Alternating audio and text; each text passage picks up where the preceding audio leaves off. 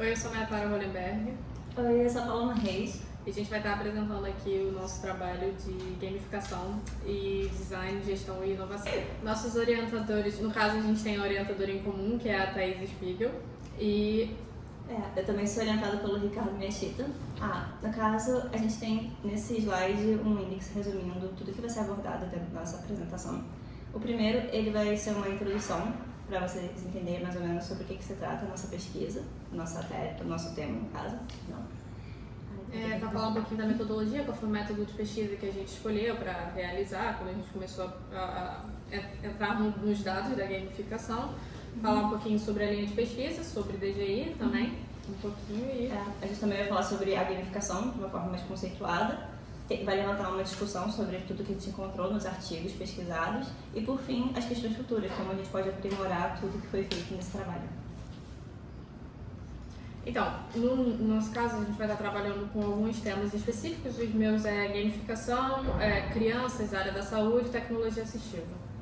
O meu em comum, ele tem a questão da gamificação, ele também trata sobre crianças, só que nesse caso é dentro do contexto de educação. E aí eu tenho uma questão mais particular em focar no transtorno de espectro autista, para que tanto crianças neurotípicas quanto crianças autistas consigam jogar juntas esse jogo. Então, o objetivo desse trabalho todo foi realizar uma revisão da literatura para investigar como era a gamificação, o que é a gamificação e como é que ela estava sendo aplicada dentro da área da saúde e da educação, por serem nossas áreas de trabalho. Aí quando a gente começou a fazer a revisão da literatura, a gente foi pesquisar lá nas bases de dados, então Scopus, Web of Science. A gente tentou puxar PubMed e Cielo, só que na PubMed e Cielo a gente não teve nada no resultados bons. Exato. Então a nossa query foi Gamification and Innovation and Design and Child. E aí então a partir dessa query a gente recebeu os resultados. E a gente incluiu como critérios de seleção as palavras-chave que tivessem a ver com o nosso tópico. E aí como critério de exclusão a gente incluiu tanto a questão de duplicidade, quanto acessibilidade de leitura e também o intervalo temporal, porque a nossa preocupação era saber como as crianças dessa nova geração, principalmente impactadas pela pandemia, interagiam com esses elementos gamificados. Então, quando a gente começou a fazer essa revisão da literatura, a gente teve, como ela falou, a questão da duplicidade, depois de tirar alguns deles, a gente tirou 15 registros, a gente continuou com 92 dos 107 iniciais, e aí a partir desses 92 a gente, com o filtro temporal de 5 anos para poder pegar a parte da pandemia, a gente manteve 50 artigos, e aí a partir disso a gente foi ver quais a gente tinha acesso dentro desse universo de 50 publicações. E aí a gente teve 31 registros que não eram pagos, que eram de graça, que a gente conseguia acessar, e aí... Basicamente, a partir disso, a gente foi reunindo os mapas bibliométricos e dentro deles, como é possível ver, tem alguns elementos que são mais recentes e outros que são abordados já há vários anos. Os mais recentes, eles têm muita preocupação em relação à capacitação dos profissionais, que são os intermediários do contato da criança em relação ao jogo. E aí, no caso da saúde, enfermeiros e tudo mais. E no meu caso, em relação à educação, são prioritariamente os professores. Depois disso, com essa leitura sobre de introdução, conclusão, a gente acabou com 15 artigos, que foi o nosso, do apanhado inicial de 107, a gente finalizou com 15 artigos que a gente ia ler da nossa revisão sistemática da literatura. Tiveram alguns sistemáticos. A gente, no total, quando juntava a revisão sistemática com a sistemática, deu por volta, inicialmente eram 23, porque a gente fez uma revisão em relação a um artigo que a gente não tinha certeza se ele cabia da pesquisa e ele entrou. E alguns foram inseridos, inclusive, pela nossa orientadora, a Thaís. E no final das contas, quando a gente fez a apresentação, inicialmente tinha muito menos do que eles foram incluídos ao final do artigo. Se eu não me engano, foram 32. 32 artigos. A gente terminou com 32 artigos, tanto da sistemática quanto da sistemática juntos. Sim. Em relação à fundamentação, que é a linha de pesquisa DGI do nosso mestrado, a gente separou entre os temas, né? Porque a sigla é basicamente design, gestão e inovação. Em relação a design, tinha bastante foco na questão de que você tem que fazer um design bem feito para que seja eficiente a gamificação usada em qualquer contexto que seja. Porque ela não é milagrosa por si só. Ela não vai ser você colocar uma medalha, um ranking que de repente a produtividade, por exemplo, vai melhorar.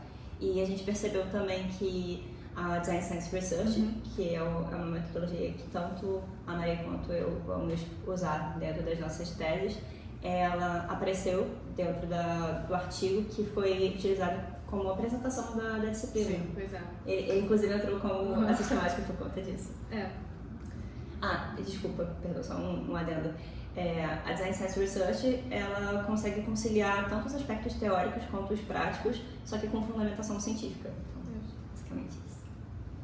E aí a gente passou então para a parte de gestão, né? Que era basicamente a definição de um problema e você gerir os recursos todos para solucionar aquele problema de uma maneira prática e acessível, né? Possível, vamos colocar assim. Então, assim, existe toda uma questão de uma visão projetual geral e você alinhar todas as questões dentro dessa grande questão para você conseguir chegar no seu objetivo final. E de uma forma que você não cause prejuízo à estrutura original. Isso. Porque dentro de gestão de negócios, como exemplo, a gente vê que nem todas as pessoas conseguem visualizar o potencial, o lado benéfico, inovador da gamificação.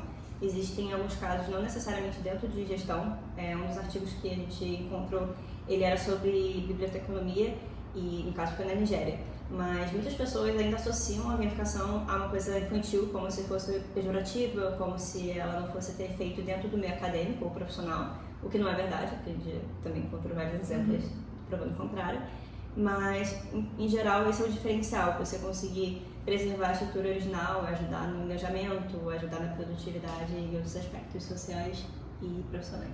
E aí então a gente chegou na parte da inovação, que foi, acho que das 3 partes que a gente não conseguia achar de jeito nenhum algo realmente relacionado a ela, falando sobre, a gente não achava nos textos algo que falasse inovação Então a gente não conseguia achar definições sem ser no texto mesmo da própria linha, né, em que falava que era a transformação de descobertas e ideias novas em aplicações diferentes. Então, inovação em si seria qualquer coisa que traz uma nova aplicação dentro da área onde ela está sendo procurada.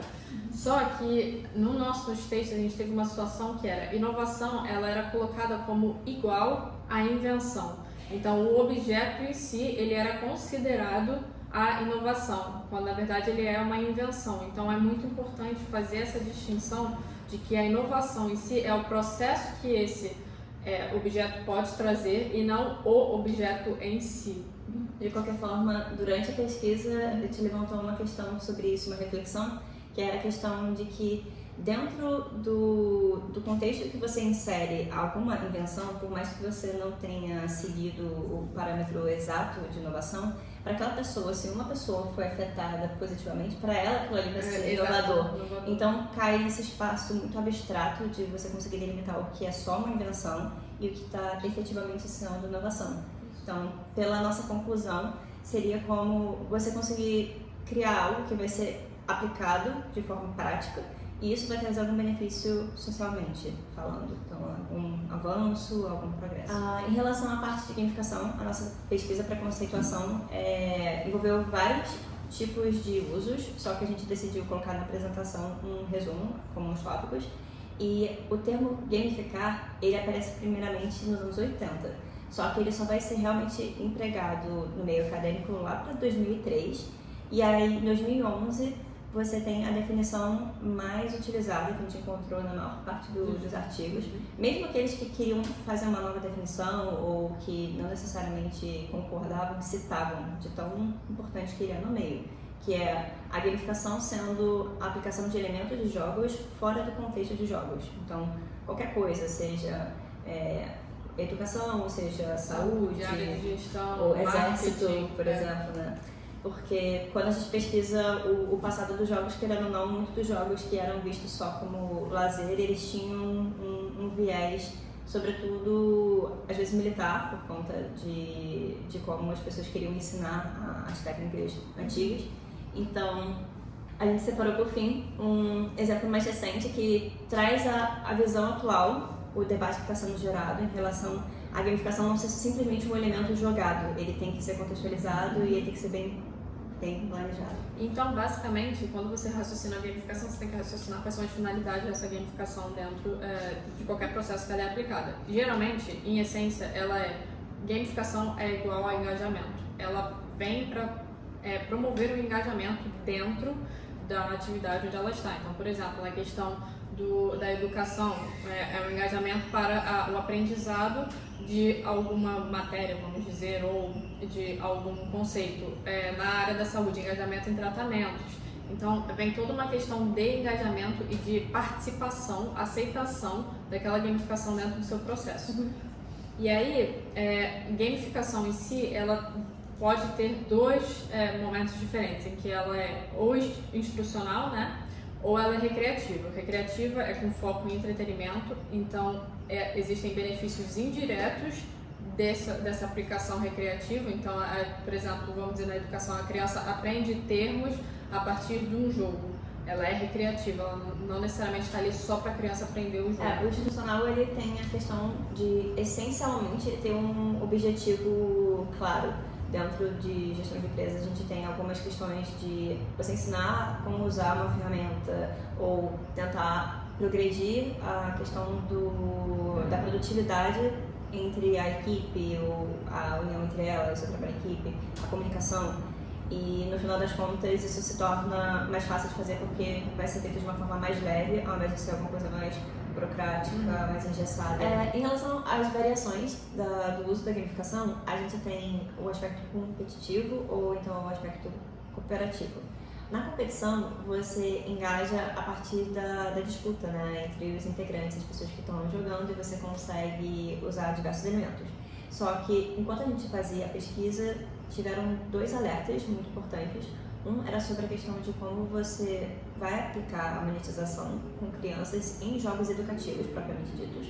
Porque a competição não é inerentemente ruim, mas se você não souber equilibrar dentro do contexto, você pode fazer com que a criança ela se engaje demais com aquele jogo ou com aquele elemento gamificado, né, o que quer que seja o instrumento, não pelo aspecto educacional, mas sim pela questão da monetização. E aí isso pode desencadear, né, um tempo muito largo de uso de tela, desenvolver vícios e outros prejuízos.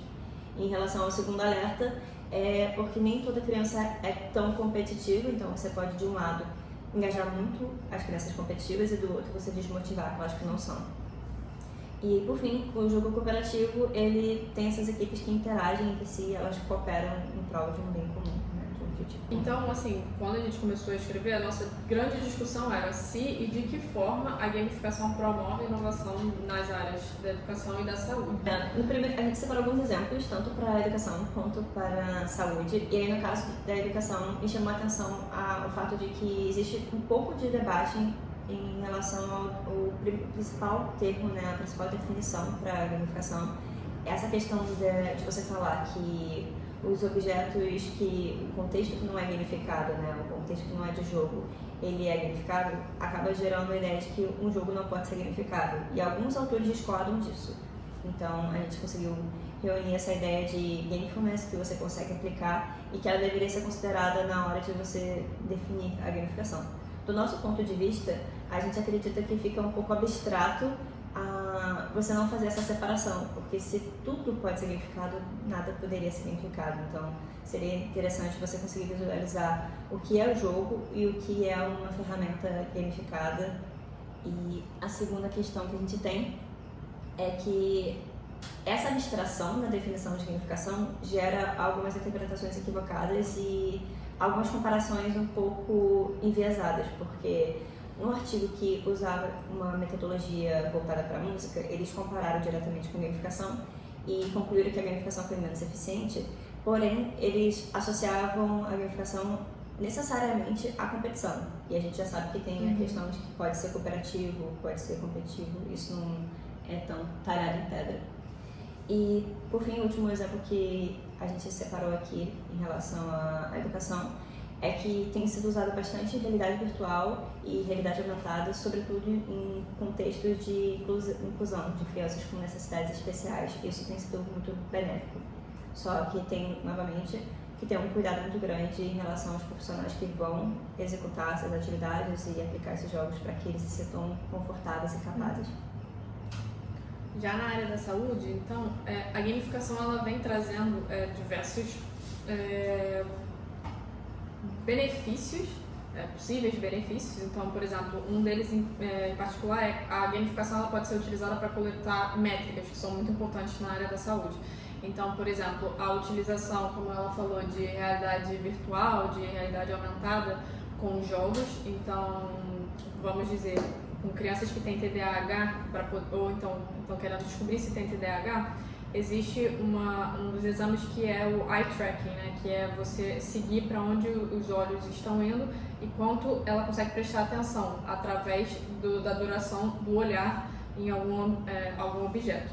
E aí, com isso, quando você põe um óculos e você consegue realmente medir onde é que o olhar está, você consegue captar métricas muito mais facilmente. Outra coisa assim que a gamificação permite dentro da área da saúde, especificamente com as crianças, ela facilita a adesão a tratamentos. Então, ela facilita que as crianças se sintam confortáveis, que elas queiram participar.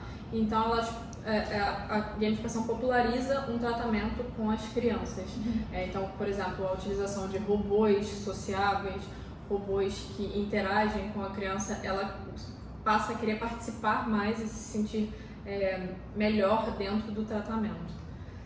E por último, a gamificação ela se põe como um caminho para diminuir estigmas relacionados a diversas doenças e diversos tratamentos. Então, por exemplo, um dos textos que a gente leu era sobre a utilização de próteses ortodônticas, ortodonlógicas, enfim, que as crianças colocavam no rosto e elas se sentiam super-heróis, porque foi criado todo um jogo em que, através do uso da máscara de tratamento, elas estavam auxiliando e tinham missões para completar dentro do tratamento. Em relação ao balanço geral que a gente conseguiu encontrar durante as pesquisas, a gente viu que existe uma escassez de literatura sobre jogos cooperativos. Em geral, eles são muito mais competitivos e são usados dentro de mídias digitais, embora existam pesquisas apontando que crianças pequenas, por exemplo, elas gostam muito de jogos de tabuleiro. Então, os jogos analógicos eles ainda são populares entre as crianças, mas não necessariamente eles aparecem de forma tão recorrente quanto o uso de tablets, robôs ou aplicativos e as ferramentas tecnológicas. Isso nos leva ao fato de a gente ter achado uma baixa quantidade de estudos focados nessas crianças mais novas. A gente teve muito mais crianças depois do segundo ano sendo estudadas do que crianças assim do jardim de infância e primeiro ano. Elas eram muito menores e não estavam exatamente nesse quadro que a gente conseguiu estudar. E ainda dentro desse contexto de tecnologia, uma coisa que incomodou bastante durante a leitura foi a questão de que alguns países do norte político, eles veem como uma ferramenta acessível o uso de tablets, por exemplo, seja na saúde ou na educação, o que é muito incompatível com a nossa realidade. Então, isso causa um certo impacto, porque na hora de projetar para a nossa realidade brasileira, a gente não consegue ter os mesmos parâmetros que outros pesquisadores que a gente encontrou, né, têm no dia a dia. Mas, em contrapartida, nossos pontos positivos, assim, quando a gente realmente leu todos os textos, nós temos muitas metodologias para a criação dos jogos educativos. Então, a gente achou recorrente o método ADDIE, né, que é Analyze, Design, Develop, Implement and Evaluate. E todos os textos que a gente leu, eles tinham algum tipo de metodologia para essa criação. Eles realmente puxaram e conseguiram explicar mais detalhadamente como é que foi criado todo o jogo e os seus impactos. A gente descobriu que existiam vários projetos, tanto para a educação quanto para a saúde, então existia uma diversidade de aplicação muito grande. Inclusive, tem muito caso de jogo inclusivo, que é uma coisa bem positiva. No meu caso, como eu gostaria de abordar a questão das crianças com autismo e como a Maria ela fala sobre saúde, isso foi muito motivador, foi enriquecedor, porque a gente encontrou bastante material sobre formas diferentes de aplicar a gamificação para, né, uma educação inclusiva ou para uma saúde mais acessível. Então, aí a gente agora entrou nas nossas questões futuras. O que a gente gostaria de avançar com essa pesquisa, né? Na época que a gente fez a apresentação desse trabalho, a gente ainda não tinha exatamente a referência sobre a relação da pandemia e a questão da concentração das crianças. Mas a gente conseguiu achar que mostra que a partir da isolação, né, que ocorreu com a pandemia e o grande uso de telas, as crianças elas realmente perderam a atenção tão focada que elas conseguiam ter antes. Isso, porque basicamente o isolamento prejudicou essa fase da vida que é um desenvolvimento cognitivo, um desenvolvimento social, que elas deveriam ter num espaço com outras crianças e passaram a ficar com tanto contato com tela que isso está se refletindo na forma como elas interagem entre si e até a gente encontrou alguns casos de impacto para depressão, outros impactos negativos na saúde mental. O segundo tópico que a gente colocou e ainda se mantém é porque a nossa pesquisa ela foi focada mais em relação à educação e à saúde, então seria muito benéfico se a gente conseguisse expandir isso para outras áreas. A gente teve uma certa dificuldade de, dentro dos nossos textos, achar textos que conceituassem design e inovação. Eles, como eu falei, eles igualavam invenção com a inovação, então eles não falavam sobre inovação em si. Então seria interessante a gente conseguir conceituar melhor o que é design, qual é o papel dele ali. Até por conta da questão de que a gente viu que alguns estudos eles batiam na tecla sobre a importância do design como uma ponte, né, para fazer com que a gamificação seja eficiente. Então, considerando a importância e o papel que o designer tem dentro desse tipo de pesquisa, seria interessante que houvesse essa conceituação que não aconteceu. E, por fim, seria interessante que tivesse um debate maior sobre o conceito. A gente teve a impressão de que, desde que Dettingen et al., né, eles fizeram a definição de gamificação como uso de elementos de jogos em contexto de não jogos, todo mundo aceitou, virou quase como se fosse um dogma. Então, já é o que é gamificação para a maior parte dos autores. Então a gente precisa repensar isso por conta do nosso cenário sociotecnológico atual. Então, assim, como é que isso se aplica realmente, por exemplo, no Brasil e em países em desenvolvimento. Seria até interessante, mais por conta do contexto também da IA, né? A ascensão da IA, como que isso impacta a visão do que é gamificação, como ela é usada em outros contextos. É isso. Obrigada. Obrigada.